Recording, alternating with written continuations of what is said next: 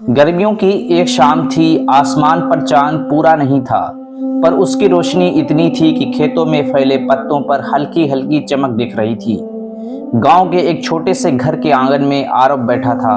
12 साल का एक नटखट लड़का, हाथ में मोबाइल और आंखें उस स्क्रीन में गड़ी हुई। तभी उसके दादाजी आए। सफेद धोती, झुर्रियों भरा चेहरा, लेकिन आंखों में चमक अब भी बची हुई थी। उन्होंने मुस्कुराते हुए पूछा, क्यों बेटा आरव, आज फिर मोबाइल में तारे ढूंढ रहे हो क्या? आरव बोला, नहीं दादाजी, आज का दिन तो बहुत बोरिंग है। न बिजली गई, न कुछ दिखता है। बचपन में आप कहते थे ना, रात में जुगनू उड़ते हैं, वो कहाँ हैं अब? दादाजी की आंखें कुछ पल को खो गईं, जैसे किसी पुराने जमाने की खिड़की खुल गई हो। धीरे से बोले, वो थे भी तो क्या, तारे से कम।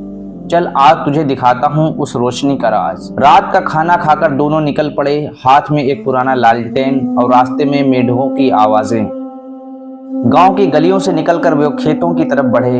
आरब थोड़ा डरते हुए बोला, दादाजी वहां बहुत अंधेरा है। दादाजी हंसे, बेटा अंधेरे से डरना मत, क्योंकि कुछ रोशनियां सिर्फ अंधेरे में ही दिखाई देती हैं। हवा ठंडी हो चली थी, चारों तरफ सन्नाटा था, बस झींगरों की आवाजें गूंज रही थीं।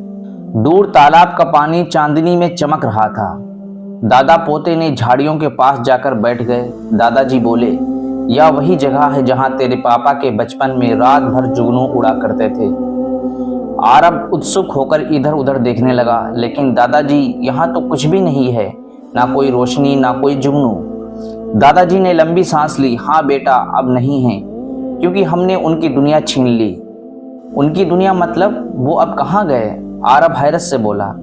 दादाजी बोले, कहानी सुनो। कभी ये खेत जुगनू की धरती हुआ करते थे। रात होते ही पूरा आसमान और जमीन चमक उठती थी।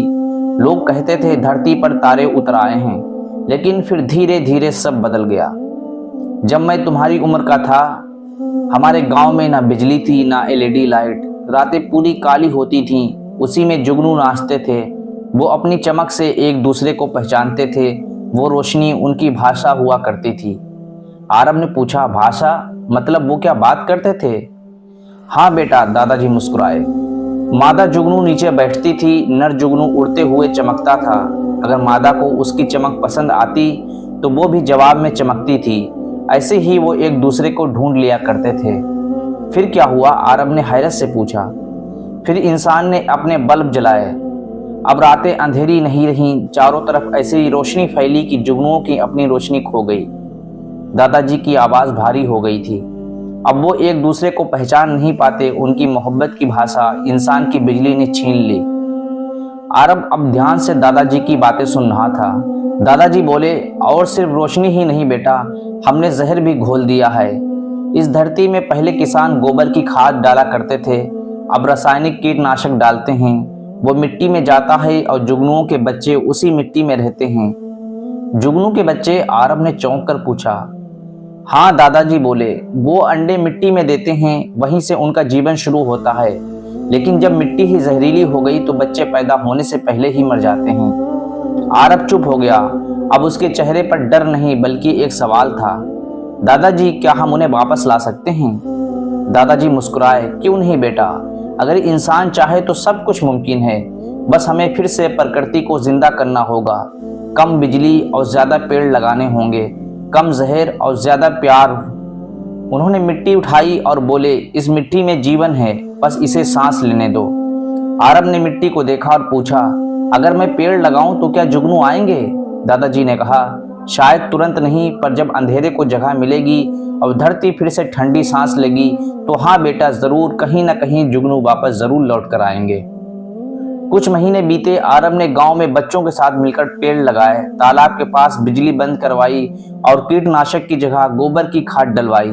बरसात आई और एक रात जब वो और दादाजी फिर उसी तालाब के पास गए तो अचानक आरब की आंखें चमक उठीं। दादाजी देखो, वो क्या है?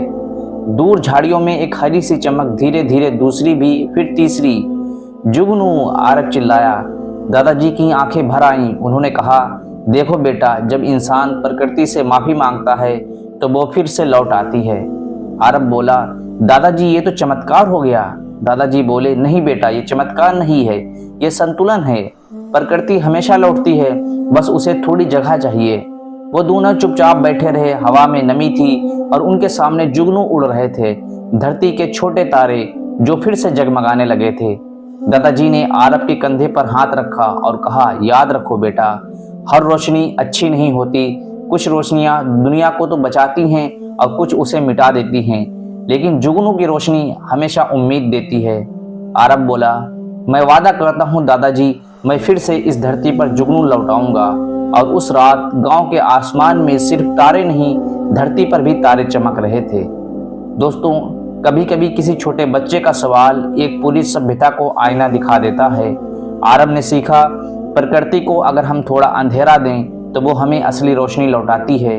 और शायद आज भी कहीं किसी गांव में एक छोटा जुगनू फिर से अंधेरे को रोशन कर रहा होगा। दोस्तों, अगर आपको ये वीडियो अच्छी लगी है तो एक प्यारा सा लाइक कर दें। अगर हमारे चैनल पर पहली बार आए हैं तो इसे ज़रूर सब्सक्राइब करें और इस वीडियो को ज़्यादा से ज़्यादा अपने दोस्तों तक शेयर करें ताकि जुगनू फिर से हमारी दुनिया में वापस आ सकें।